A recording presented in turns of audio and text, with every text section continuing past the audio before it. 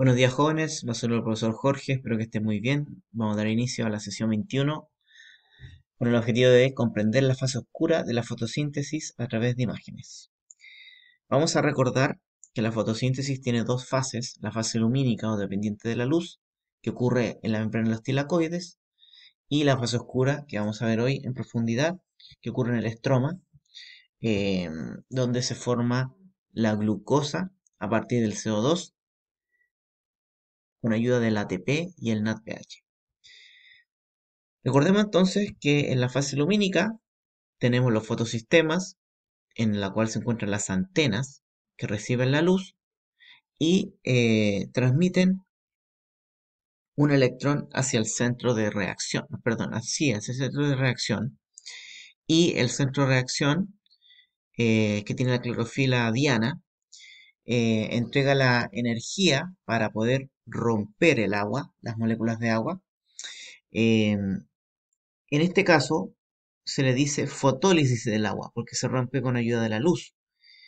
En el caso que se muestra acá, se muestra una molécula de agua, pero se rompen dos moléculas de agua, em, y a través de esas dos moléculas de agua se da origen a una molécula de oxígeno, ya, porque aquí dice media, pero recordemos que al ser dos se forma una molécula de oxígeno, se forman el doble, cuatro hidrógenos o cuatro protones y cuatro em, electrones, ¿ya? Cuatro electrones. De esos cuatro electrones, dos van a pasar a la cadena transportadora, que está acá. La cadena transportadora de electrones, ¿verdad? Va a permitir atraer a protones que se encuentran en el estroma y va a ingresar dentro del tilacoide. Finalmente, esos electrones van a entregar la energía para que el NADP positivo se le una otro protón y se transforme con ayuda de dos electrones en NADPH, ¿ya? Que va a ser el primer producto de la fase lumínica, junto con el oxígeno que es desecho. Además, los protones que están en el interior del tilacoide van a ser expulsados por la bomba ATPasa para permitir que el ADP se le una un fosfato con ayuda de estos protones y se transforme en ATP. Y en sí, el oxígeno va a ser un desecho que se va a liberar por los estomas, pero los productos principales de la fase lumínica son el NADPH y el ATP, que van a ir al estroma para que ayuden en el ciclo de Calvin, fase oscura, o ciclo C3, para crear glucosa en la fase oscura o no lumínica. La fase no lumínica, como les dije yo anteriormente, ocurre en el estroma. También se llama ciclo de Calvin o ciclo C3. En esta fase principalmente lo que se hace es tomar el CO2 del ambiente y transformarlo a través de distintas reacciones químicas en glucosa, con la ayuda del ATP y del NADPH que vienen de la fase lumínica. Al final de la fase oscura, obviamente, se va a formar la glucosa y como desecho se va a formar el ADP y el NADP, que van a ir nuevamente a la fase lumínica para transformarse en ATP y NADPH. Dentro de la fase oscura hay una enzima muy importante que es la que está más abundante en los seres vivos, que se llama la enzima rubisco o ribulosa bifosfato. Esta enzima es muy importante porque esta molécula permite que el CO2 que está en el ambiente se fije y se transforme en glucosa. Acá tenemos una serie de reacciones químicas que explican la formación de la molécula de glucosa, que tiene 6 carbonos, 1, 2, 3, 4, 5, 6. Estas bolitas representan la cantidad de carbonos. Vamos a empezar acá. Tenemos que del ambiente, para poder formar una molécula de glucosa, necesitamos 6 moléculas de CO2. 6 moléculas de CO2, ¿ya? Eh, Cada molécula de CO2 aporta con un carbono, ¿verdad?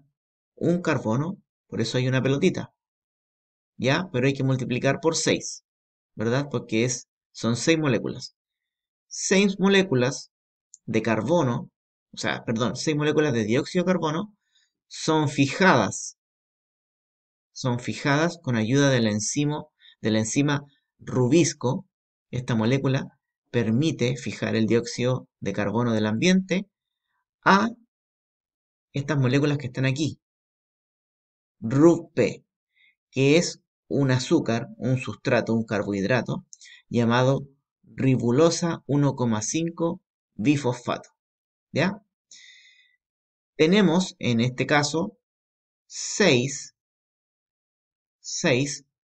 moléculas de RUP y se fijan 6 moléculas de CO2 con ayuda del rubisco y además se utilizan 6 moléculas de agua. Todo esto para formar una glucosa. Luego, estas moléculas de CO2, ¿ya? 6 moléculas de CO2 se van a juntar con una RUP. Un RUP tiene 6 carbonos, ¿ya? Más los 6 dióxidos de carbono, vamos a formar 12 moléculas de PGA, llamados ácidos 3, ¿ya? Se forman 12 PGA. Si multiplicamos 12 por 3, nos da 36. O sea, en total tenemos 36 carbonos acá. 12 por 3, 36. Ustedes se preguntarán, ¿de dónde vienen estos 36 carbonos? Primero, tenemos 6 moléculas de RUP que tienen 5 carbonos cada una. Si multiplicamos 6 por 5, nos da 30. Más 6 carbonos de los dióxidos de carbono, tenemos 36 carbonos.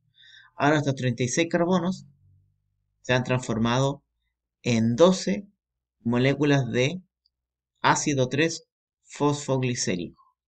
¿Ya? Tenemos 36 carbonos nuevamente, 12 por 3, 36 PGA. Y esos 36 PGA se pueden formar debido a la presencia de 36 carbonos.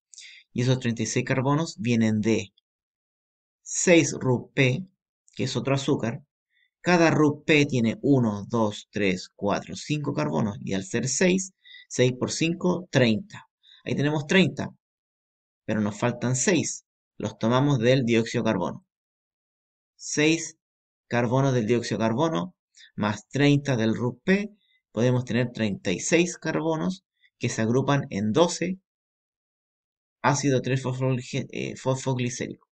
Luego, el ATP y el NADPH de la fase lumínica se utilizan 12 ATP y 12 NADPH. Los 12 ATP se van a transformar en ADP y los 12 NADPH se van a transformar en 12 NADP.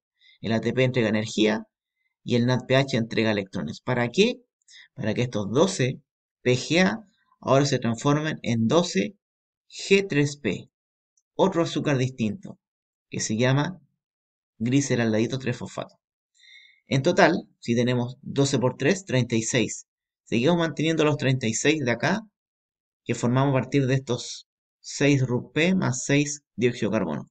De estos 12 RUP, vamos a tomar 2, de estos 12 G3P, vamos a tomar solamente 2. ¿Por qué? Porque cada molécula de glucosa tiene 1, 2, 3, 4, 5, 6. 6 carbonos. Necesitamos 6 carbonos a partir de esto. Cada G3P tiene 3 carbonos, por lo cual, si tomamos 3 G3P, vamos a formar una glucosa. O sea, vamos a quedar en total, si de estos 12 restamos 2, vamos a quedar con 10 G3P. Esos 10 G3P, con ayuda de 6 ATP más, se van a transformar en nuevamente 6 RUP o 6 ribulosas 1,5 bifosfato. Si ustedes se fijan, aquí teníamos 12 por 3, 36, pero sacamos 6 para formar una glucosa, nos quedan 30 carbonos. Y esos 30 carbonos ahora se agrupan en 6 RUP. 30 carbonos, 6 por 5, 30. Esos 30 carbonos se le tiene que sumar 6 del dióxido de carbono con ayuda de la rubisco y el agua. Y esos 36 carbonos se transforman nuevamente en 12 PGA. Esos 36 carbonos agrupados en 12 PGA luego se van a transformar nuevamente en 12 G3P. De esos 12 G3P vamos a utilizar 2 para formar una glucosa y 10 van a servir para reponer los 6 RUP. A continuación podemos ver un resumen de la fase lumínica, ¿verdad?, que ocurre en la membrana de los tilacoides, en la cual a partir del agua podemos obtener protones, oxígeno y electrones para formar el NADPH, para formar el ATP, que se va a utilizar en el ciclo de Calvin o fase oscura que vimos recién, donde se incorpora el CO2 con la enzima rubisco y formamos glucosa. Y producto del ciclo de Calvin, fase oscura, es que se gasta el ATP y se transforma en ADP. El NADPH se transforma en NADP, que van a ir nuevamente a la fase lumínica para transformarse nuevamente en ATP y NADPH. Como balance de la fotosíntesis, tenemos que se transforman en general la fotosíntesis sustancias inorgánicas como el CO2 y el agua en sustancias orgánicas como la glucosa. La fotólisis del agua aporta el oxígeno al ambiente, aporta los electrones para que ocurra la fase lumínica. La glucosa, este azúcar, puede formar otro azúcar más grande como el almidón y celulosa que se encuentra en las plantas. El almidón le sirve como reserva energética a las plantas y la celulosa forma parte de las paredes celulares de las células vegetales y le dan soporte a los distintos tejidos de las plantas. Tenemos distintos factores que pueden afectar la fotosíntesis, como por ejemplo la intensidad lumínica. Siempre que haya mucha luz, va a aumentar la fotosíntesis en la planta, pero solo hasta que la intensidad sea 600 watts. Si hay más de 600 watts, la fotosíntesis se mantiene constante. Otro factor que afecta la temperatura, o sea, la fotosíntesis es la temperatura. A mayor temperatura, mayor es la fotosíntesis, pero solo hasta 35 grados Celsius en promedio, ¿verdad? Si baja la temperatura, baja la fotosíntesis. Si aumenta la temperatura, puede aumentar, pero no más. Hasta 35 grados la temperatura es óptima para la fotosíntesis. Ahora, obviamente esto va a variar según el tipo de planta y el hábitat. En el desierto, la temperatura óptima de las plantas debe ser más alta, en 40 o 45 grados Celsius. Pero en general la temperatura en promedio de las plantas, donde mayor tasa fotosintética hay, en los 35 grados. Otro factor es la disponibilidad de agua y CO2. Obviamente, para realizar la fotosíntesis necesitamos agua y necesitamos CO2. El agua para aportar los electrones de la fase lumínica y el CO2 para la fase oscura formar glucosa. Por lo cual, mientras haya más agua, va a haber más fotosíntesis y cuando haya más CO2, va a haber más fotosíntesis. Entonces, también son factores que afectan. Esos son todos los factores que pueden afectar. Y por último, señalar que cuando hay sequía, la planta obviamente, y también en las plantas del desierto, como le dije en la clase anterior, cierra los estomas para evitar la pérdida de agua por transpiración y disminuye así su tasa fotosintética.